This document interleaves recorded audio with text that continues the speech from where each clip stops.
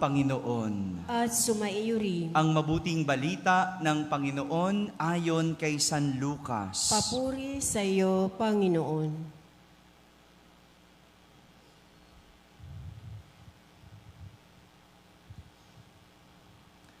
Noong panahong iyon, ang Anghel Gabriel ay sinugo ng Diyos sa Nazaret, Galilea, sa isang dalaga na ang pangalan ay Maria. Siya'y nakatakdang ikasal kay Jose, isang lalaki buhat sa lipi ni Haring David. Paglapit ng anghel sa kinaroroonan ng dalaga, binati niya ito, "Matuwa ka, ikaw ay kalugod-lugod sa Diyos," wika niya. "Sumasayo ang Panginoon." Nagulumihanan si Maria sa gayong pangungusap at inisip niyang mabuti kung ano ang kahulugang iyon. Kaya't sinabi sa kanya ng anghel, "Huwag kang matakot, Maria, sapagkat kinalulugdan ka ng Diyos. Makinig ka. Ikaw ay maglilihi at manganganak ng isang lalaki, at siya'y tatawagin mong Jesus. Magiging dakila siya at tatawaging anak ng kataas-taasan. Ibibigay sa kanya ng Panginoong Diyos ang trono ng kanyang amang si David. Maghahari siya sa angka ni Jacob magpakailanman, at ang kanyang paghahari ay walang hanggan." "Paanong mangyayari ito, gayong ako'y dalaga?"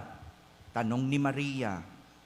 Sumagot ang anghel, "Bababa sa iyo ang Espiritu Santo, at lililiman ka ng kapangyarihan ng kataas-taasan, kaya't banal ang ipanganganak at tatawaging anak ng Diyos. Natatandaan mo ang kamag-anak mong si Elizabeth? Alam ng lahat na siya'y baog, ngunit naglihi siya sa kabila ng kanyang katandaan. At ngayoy, ika-6 na buwan na ng kanyang pagdadalang tao, sapagkat walang hindi mapangyayari ang Diyos." Sumagot si Maria, "Ako ay alipin ng Panginoon. Mangyari sa akin ang iyong sinabi." At nilisan siya ng anghel. Mga kapatid, ang mabuting balita ng Panginoon. Pinupuri ka namin, Panginoong Hesukristo. Magsiupo po ang lahat at ating pakinggan ang homilya. Isang magandang umaga po sa inyong lahat. Magandang umaga rin sa lahat ng mga nasa barangay na nakakapakinig ng ating banal na misa, sa lahat ng mga nasa tahanan na nagsisimba via online, sa lahat ng nasa abroad, isang magandang araw po sa inyong lahat. Ngayong araw na ito, pinagdiriwang po natin ang dakilang kapistahan ng kalinis-linisang paglilihi sa mahal na Birheng Maria. Iniurong lang po natin ang araw na ito sapagkat dapat ang araw na ito o ang kapistahang ito ay pinagdiwang natin kahapon. Pero dahil espesyal ang ating mahal na ina, ating ipinagdiriwang ito sa araw na ito. Madalas, na pagkakamalan na ang pagdiriwang o ang kapistahang ito ay tungkol sa paglilihi ni Maria. Dahil nalalapit ang pagdiriwang ng Kapaskuhan, nalalapit ang pagsilang ni Jesus. Ngunit hindi. Ang pagdiriwang na ito ay tungkol sa paglilihi kay Maria ng kanyang ina na si Santa Ana. Kaya makalipas ang 9 na buwan, anong buwan yun? September 8, si Maria ay isisilang. Ang kapistahang ito ay tungkol sa paglilihi kay Maria ng kanyang ina. Kahapon, sinindihan natin ang ikalawang kandila sa korona ng Adbyento na sumisimbolo sa kapayapaan. Sabihin nyo nga, kapayapaan. Simulan natin ang linggong ito sa ganitong tema. At tignan natin kung ano ang tinuturo sa atin ng ating mga pagbasa tungkol sa kapayapaan. Narinig natin ang dalawang kwento na magtuturo sa atin kung paano magkaroon ng kapayapaan. Sa unang pagbasa, narinig natin ang kwento ng ating unang mga magulang, sina Eva at Adan. Hinanap ng Panginoon itong si Adan sapagkat siya ay nagtatago. Nagtatago. Ang kanyang katwiran dahil siya daw ay hubad. Bakit? Nung nilikha ba si Adan, meron siyang damit? Di ba? Hubad naman talaga siya. Pero ngayon, ang kanyang katwiran, siya ay hubad. Natakot siya nang marinig niya na nasa hardin ang Panginoon. Kaya nang tanungin siya kung kumain ba siya sa bungang ipinagbabawal, anong kanyang naging sagot? Kasi pinakain ako ng babaeng ibinigay ninyo sa akin. Tignan mo yung sagot. Ang tanong, kumain ka ba sa bungang ipinagbabawal? Ano dapat ang sagot? O, di ba? Oo o hindi lang. O, anong sagot niya? Kasi pinakain ako nung babaeng ibinigay ninyo sa akin. O, di sinundan ng Diyos ng tanong, o bakit mo naman ginawa iyon? Tanong niya dun sa babae. Anong sagot ng babae? Kasi, tinukso ako. Tingnan nyo, ito pong nangyayari kapag ang isang tao ay may nagagawa o ginagawang kasalanan. Siya ay nagtatago. Di ba? Kapag may ginagawa tayong kasalanan, tayo ay nagtatago. Imbes na humingi ng tawad, nangangatwiran. Anong katwiran? Sapagkat ako'y hubad. At ang mas nakakalungkot, imbis na akuin, nagtuturo ng iba. Anong sinabi? Kasi pinakain ako ng babaeng ibinigay ninyo. O ngayon, sino na may kasalanan? Hello?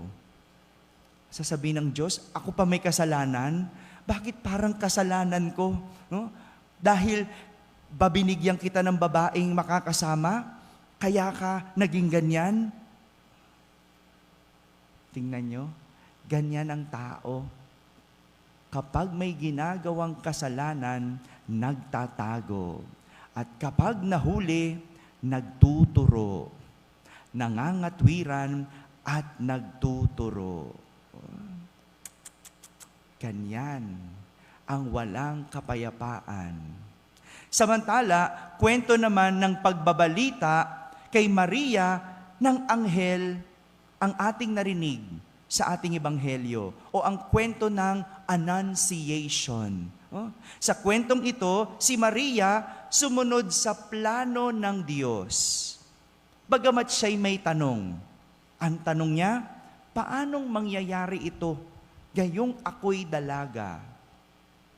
Ngunit sa kabila ng kanyang tanong, ibinigay ni Maria ang kanyang fiat, ang kanyang oo, bilang tugon sa plano ng Diyos.